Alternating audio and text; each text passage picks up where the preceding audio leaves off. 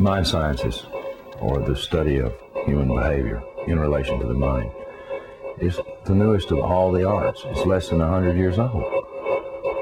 And it is by far the one that is most cloaked in secrecy.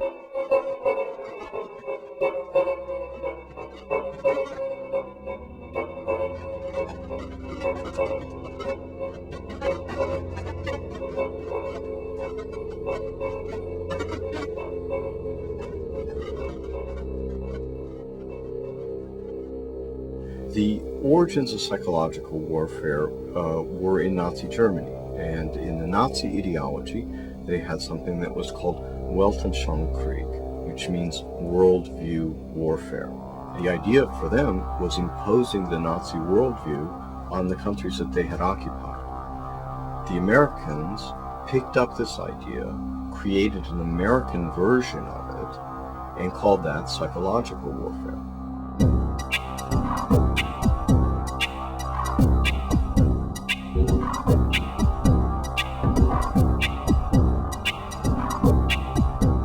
In trying to understand psychological warfare and in trying to understand the American approach to the post-war efforts to control people's minds, both as individuals and on a mass scale, there's a lot of illusions about how that was done.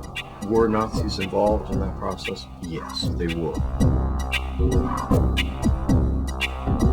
Project Paperclip was a United States government-sanctioned CIA operation for the importation of Nazi and fascist scientists into the United States.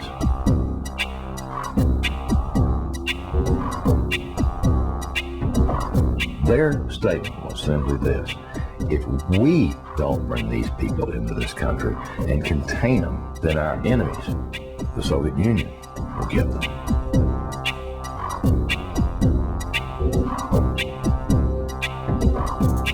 The first wave was to bring these scientists. There was 700 odd propulsion scientists, and then there were some 600 and some odd mind scientist people that they brought in. The CIA was given the responsibility of actually placing the individuals that had a Project Paperclip into the military-industrial complex, including our colleges and universities.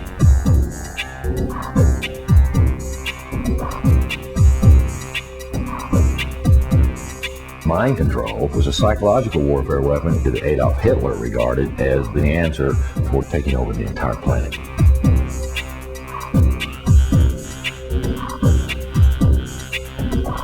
The name for the mind control research in this country was MK-Ultra. MK-Ultra was one program of a series of programs that came out of the CIA to experiment with different types of mind control, using drugs, using electroshock, using insulin shock, and other techniques.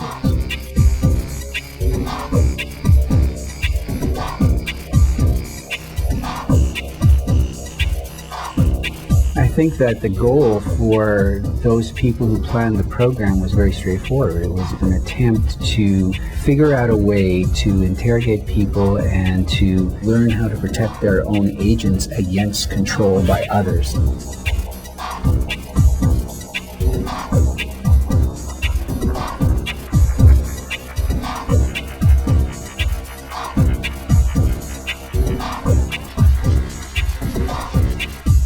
If you put someone in a position of being disabled by not feeding them or not allowing them to sleep or overwhelming them with sound, if you use massive shock treatment and you give people massive doses of drugs such as PCP or mescaline or amphetamines or LSD, and if you put them in periods of darkness where they can't predict from one minute to another what is going to happen next, so they're always dreading, there's no consistency to sort of what's going to happen, anybody can be put in a position of being open to brainwashing.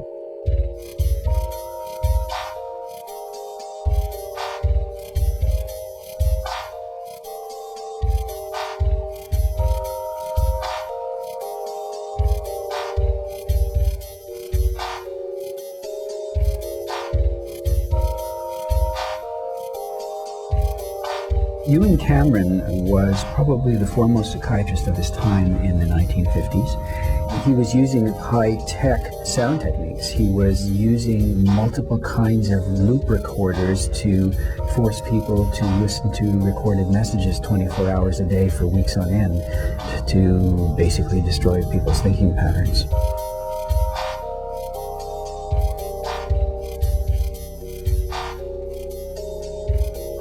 He injected the lysergic acid into the vein, and he patted me on the shoulder and said, "Now there, lassie, we'll see you later." And I started to feel very frightened, and the fright became a terror. And I sort of began throwing myself from one side of the room to the other. I didn't know what to do to stop this feeling. It felt like my bones were melting, that I just didn't know who I was anymore.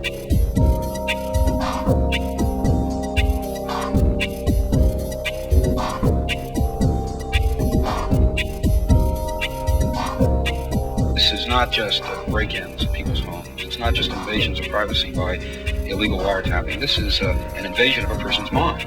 And that is about as profound an injury, except for loss of life, that the government can impose.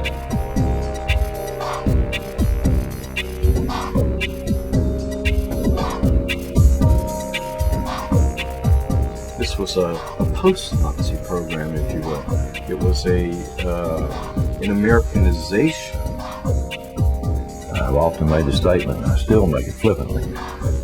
The Nazis didn't lose the war. They just had to move. Now it's 50 years later. Now they're much more clever, much more sophisticated. They have a lot more money to spend.